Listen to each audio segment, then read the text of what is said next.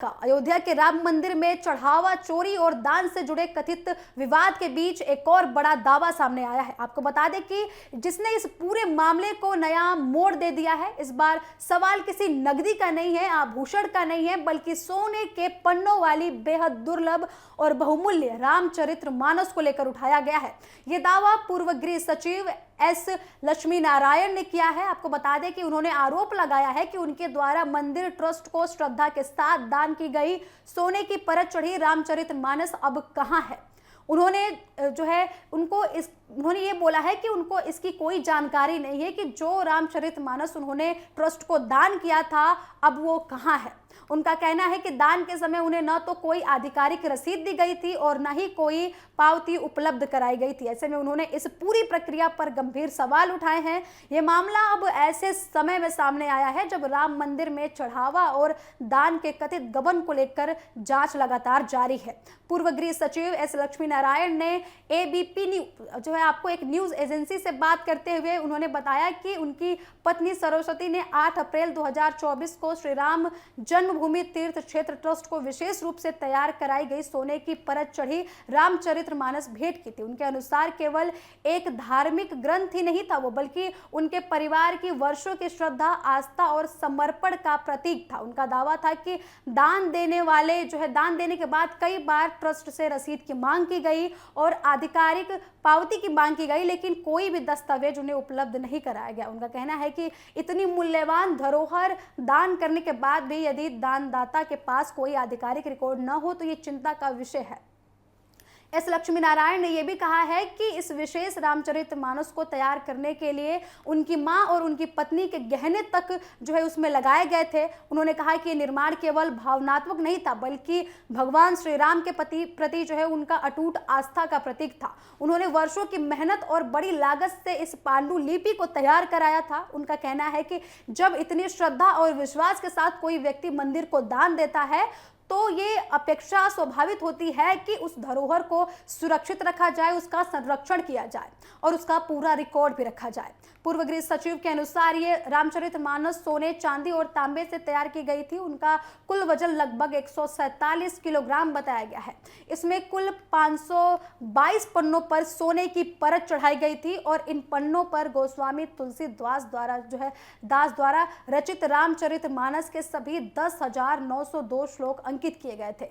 धार्मिक दृष्टि से इसकी महत्वता जितनी अधिक थी उतनी ही इसकी ऐतिहासिक और सांस्कृतिक कीमत भी मानी जा रही थी। ऐसे में इस पांडुलिपि की वर्तमान स्थिति को लेकर उठे सवालों ने लोगों का ध्यान अपनी तरफ खींच लिया है।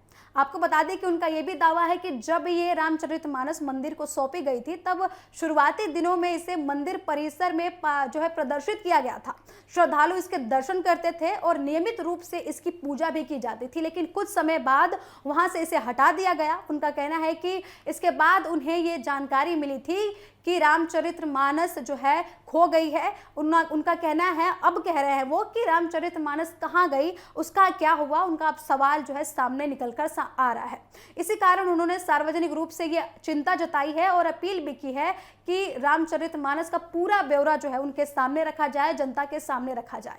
उन्होंने ये भी कहा कि इस मामले को कोई वरिष्ठ लोगों के सामने नहीं उठाया गया। उनका दावा है कि उन्होंने राष्ट्रीय स्वयंसेवक संघ यानी कि आरएसएस से भी मुलाकात की और इसकी जानकारी दी। उनके अनुसार उस समय उन्हें आश्वासन दिया गया था कि मामले को देखा जाएगा, इसकी जांच की जाएगी, लेकिन 1 साल से अधिक समय बीत जाने के बाद भी उन्हें कोई ठोस जानकारी नहीं मिली है। इसके अलावा उनका यह भी कहना है कि यूपी के मुख्यमंत्री योगी आदित्यनाथ के तत्कालीन सलाहकार अवनीश अवस्थी से भी अपील की चिंता शेयर की गई थी। उनके मुताबिक उन्हें यह कहकर समझाने की कोशिश की गई थी कि दान दे दिया है तो दान समझकर उसे छोड़ दो। एस लक्ष्मी नारायण ने यह भी दावा किया है कि जब उन्होंने श्री राम जन्मभूमि तीर्थ क्षेत्र ट्रस्ट के महासचिव चंपत राय से मुलाकात की थी तो उन्होंने संतोषजनक जवाब नहीं दिया। उनका आरोप है कि मंदिर के प्रबंधन और दान की गई वस्तुओं की जिम्मेदारी ट्रस्ट की है, इसलिए इस तरीके की मूल्यवान धरोहर कहाँ है, इसकी जानकारी सार्वजनिक होनी चाहिए। उन्होंने कहा कि राम मंदिर किसी व्यक्ति विशेष का नहीं बल्कि करोड़ों श्रद्धालुओं की आस्था का केंद्र है, इसलिए मंदिर में आने वाले हर दान का रिकॉर्ड पूरी पारदर्शिता के साथ रखा जाना चाहिए।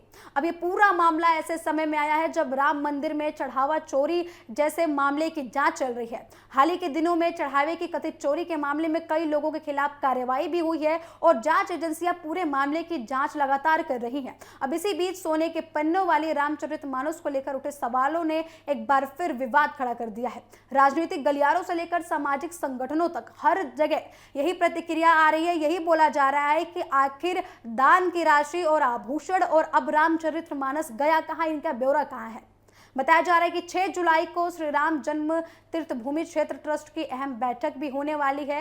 माना जा रहा है कि इस बैठक में हाल ही के विवादों से जुड़े मामलों में ट्रस्ट के प्रशासनिक कामकाज पर चर्चा हो सकती है। ऐसे में इस बैठक पर सभी की निगाहें टिकी हुई हैं। उम्मीद की जा रही है कि ट्रस्ट की ओर से इन आरोपों और दावों पर आधिकारिक प्रतिक्रिया सामने आ सकती है। हालांकि इस पूरे मामले में यह स्पष्ट करना बेहद जरूरी है कि सोने की परत चढ़े रामचरितमानस के गायब होने के पीछे क्या संभावनाएं हैं, क्या वजह है। तो आपको बता दें कि लगातार राम मंदिर से जुड़े खुलासे लगातार सामने आ रहे हैं। कई कथित गड़बड़ियां सामने आ रही हैं। लोग लगातार अब खुलकर सामने आ रहे हैं, अपने दान की गई चीजों का ब्यौरा मांग रहे हैं, रसीद मांग रहे हैं। सबसे बड़ा सवाल तो ये खड़ा होता है कि जब मंदिर में कोई चीज दान की जा रही थी तो उसका रसीद लोगों को क्यों नहीं दिया जा रहा था, उसका ब्यौरा लोगों को क्यों नहीं दिया जा रहा था।